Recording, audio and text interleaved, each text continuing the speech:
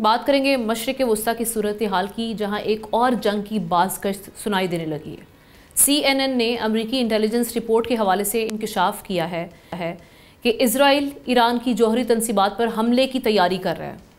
उधर अमरीकी वज़ीर ख़ारजा मार्को रूबियो ने एतराफ़ किया है कि ईरान के साथ जौहरी मुआहदा करना आसान नहीं होगा। उसकी अफसोदगी सलाहियतों पर तहफ़्फ़ुज़ात बरकरार हैं।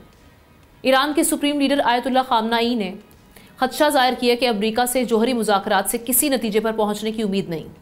ईरान और अमरीका के दरमियान ओमान की सालिसी में मुज़ाकरात के 4 अदवार हो चुके हैं, मगर अब तक कोई नतीजा बरामद नहीं हुआ।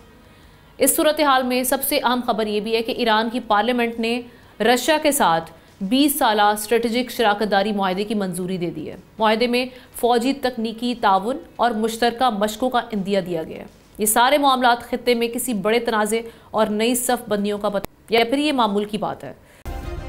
सब्सक्राइब करें और बेल दबाएं ताकि कोई खबर रह न जाए।